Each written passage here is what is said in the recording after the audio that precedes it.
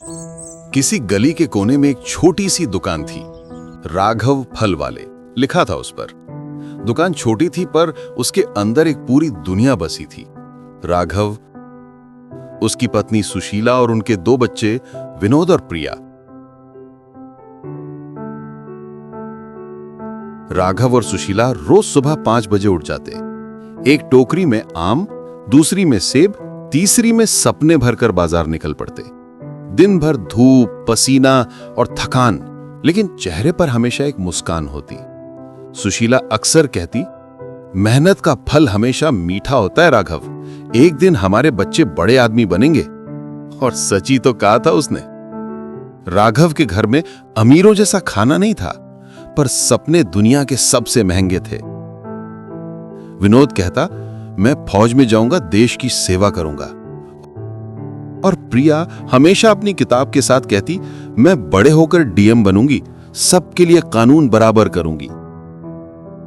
राघव बस मुस्कुरा देता। उसकी आंखों में था फक्र और दिल में दुआ। सालों तक वही रुतबा चलता रहा। दुकान छोटी थी पर उनके सपने बढ़ते गए। और फिर वक्त ने अपना दौर बदला। वक्त गुजर गया। विनोद ने आर्मी ज्वाइन कर ली, प्रिया ने यूपीएससी क्लियर कर ली। राघव और सुशीला ने अपने बच्चों को ऊंचाइयों तक पहुंचते देखा। उनके लिए दुनिया की सबसे बड़ी दौलत थी एक मां बाप का गर्व। लेकिन एक दिन जिंदगी ने सब कुछ छीन लिया। राघव को अचानक से दिल का दौरा पड़ा। हॉस्पिटल के बेड पर सुशीला का हाथ पकड़े हुए राघव बस इतना बोला, अपना और बच्चों का ख्याल रखना सुशीला। और फिर सब कुछ चुप हो गया। राघव चला गया, लेकिन उसकी याद उस छोटी सी दुकान के हर कोने में रह गई। प्रिया डीएम बन चुकी थी, विनोद आर्मी में था, पर सुशीला अब भी वहीं थी, फलों के बीच, राघव के सपने के पास। बच्चों ने कहा, मां अब हम कमा लेते हैं, तुम रेस्ट करो। पर सुशीला ने मुस्कुराते हुए जवाब दिया, बेटा ये दुकान सिर्फ रोजगार नहीं, तुम्हारे पापा की याद है। मैं बेचूंगी, जब तक सांस चलेगी बेचूंगी।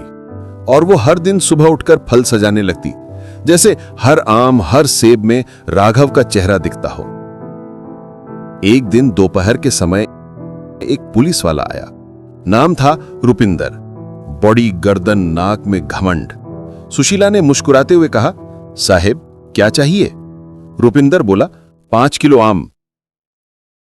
सुशीला ने तोलकर रख दिए, लेकिन जाने से पहले बोली, साहेब पैसे दे दो। रुपिंदर ने नाक से देखा, कम है आम, पैसे नहीं मिलेंगे। सुशीला ने हाथ जोड़कर कहा, साहेब ये मेहनत का माल है, पैसे तो देने पड़ेंगे। बस यही बात उसके ईगो को चुभ गई। रुपिंदर ने गुस्से में आकर एक जोर का थप्पड़ मारा। फल जमीन पर बिखर गए और सुशीला की इज्जत भी। बाजार चुप था, लेकिन एक लड़का मोहित सब कुछ अपने फोन में रिकॉर्ड कर रहा था। रात होती है और वो वीडियो सोशल मीडिया पर डाल दी जाती है।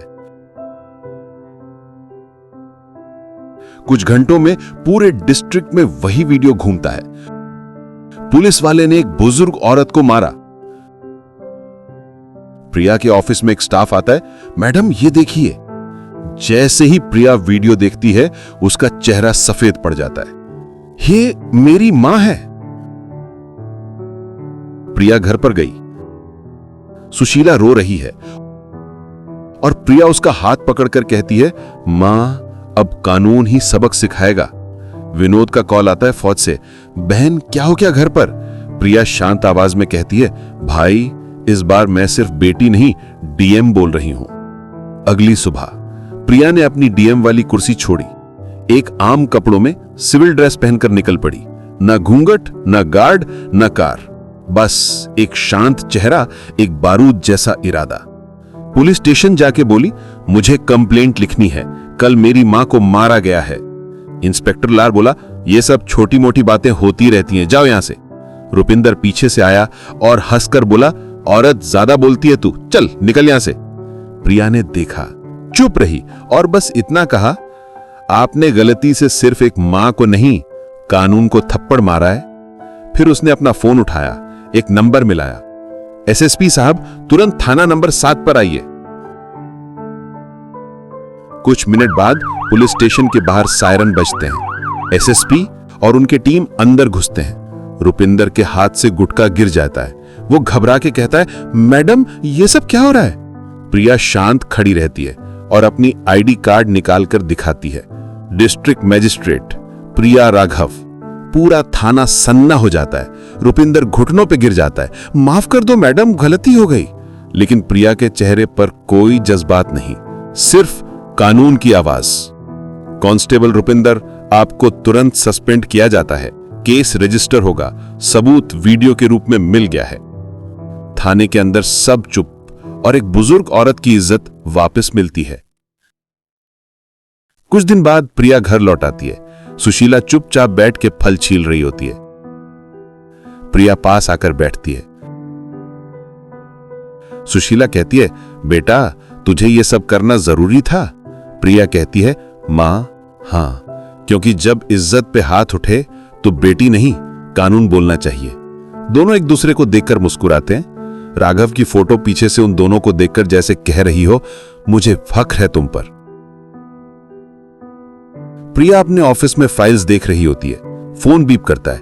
एक अननोन मैसेज। रुपिंदर अकेला नहीं था। सच देखना है तो मार्केट के सीसीटीवी चेक करना। प्रिया का चेहरा सख्त हो जाता है। वो उठी और खिड़की से बाहर देखा। सामान बाजार, वही दुकान, पर हवा में कुछ अलग था। रात के 11 बज रहे थे। डिस्ट्रिक्ट ऑफिस के अंदर सिर्फ एक लाइट जल रही थी, डीएम प्रिया राघव के कैबिन में। टेबल पर फाइल्स बिखरी थी। प्रिया ने फोन उठाया। आंखों में एक बारूद जैसी शांति थी। उसने तुरंत सिक्योरिटी कंट्रोल रूम कॉल किया। कल के दिन के मार्केट कैमरा फुटेज लाओ, सब। सुबह प्रिया कंट्रोल रूम पहुंची। स्क्रीन पर एक के बाद एक फुटेज चलने लगे। फिर वो मोमेंट, रुपिंदर का थप्पड़, पर पीछे एक और आदमी दिखा, सिविल ड्रेस में, इंस्पेक्टर लाल। उसके चेहरे पर हंसी थी और हाथ में फोन। वो चुपचाप रिकॉर्ड कर रहा था और कुछ लिख रहा था किसी को मैसेज में। प्रिया ने पॉज किया और स्क्रीन जूम करवाई। मोबाइल पर लिखा था, काम हो गया, मैडम से पैसा ले लेना। प्रिया ने स्क्रीन देखा और उसके चेहरे पर बस एक ही इमोशन था, गुस्सा नहीं, दर्द। तो ये सब प्लानिंग थी। उस दिन प्रिया को समझ आया, रुपिंदर सिर्फ एक मोहरा था और उसके पीछे पूरा सिस्टम बैठा था। कुछ ऑफिसर्स अपनी कुर्सी का दाम इज्जत से ज्यादा समझने लगे थे। एक मां के थप्पड़ से उन्हें फर्क नहीं पड़ा, पर जब उनकी कुर्सी हिली तो सब हिल गए।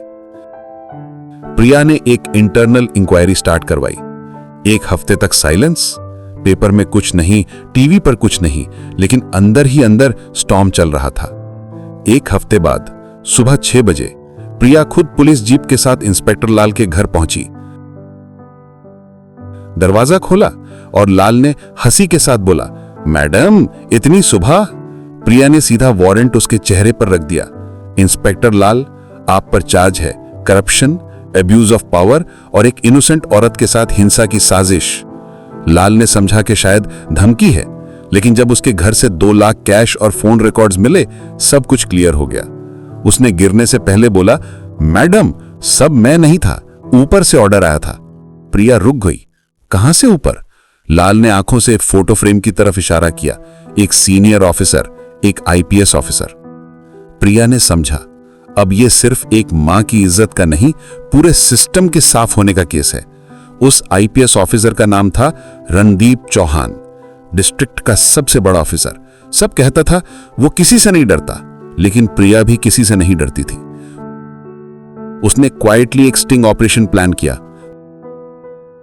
मोहित, वही लड़का जिसने पहले वीडियो रिकॉर्ड किया था, अब प्रिया का इन्फॉर्मर बना। मोहित ने एक माइक लगाकर चौहान के ऑफिस में जाके फ्रूट सप्लाई का बहाना बनाया। वहां रणदीप अपने कांस्टेबल से कहता है, वो सुशीला वाली वीडियो का केस बंद कराओ, वरना मुझे मिनिस्टर से डांट पड़ेगी।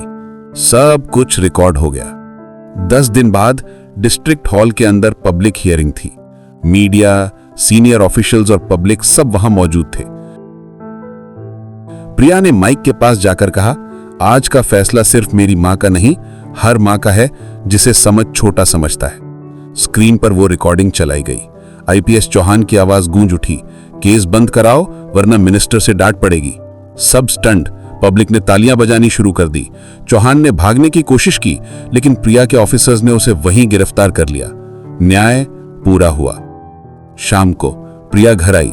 सुशीला दुकान के पास बैठी थी, उसके सामने राघव की फोटो। प्रिया चुपचाप उसके पास जाकर बैठी। दोनों ने कुछ नहीं कहा, बस हवा में वो सुकून था जो सिर्फ सच मिलने के बाद आता है। सुशीला ने बस इतना कहा, तेरे पापा को फक रोता प्रिया। प्रिया ने मां का हाथ पकड़कर कहा, मुझे भी मां, मुझे भी। कैमरा धीरे धीरे ऊपर जाता है। दुकान के ऊपर लिखा बोर्ड दिखाता है, अब इज्जत भी मिलती है यहां। हर कहानी का एक अंजाम होता है, पर सच की कहानी कभी खत्म नहीं होती। एक मां ने इज्जत जीती, एक बेटी ने कानून का मतलब बदला, और एक सिस्टम ने अपना आईना देखा। क्योंकि कभी कभी थप्पड़ सिर्फ एक औरत के गाल पर नहीं पड़ता, पूरे समाज के जमीर पर पड़ता है।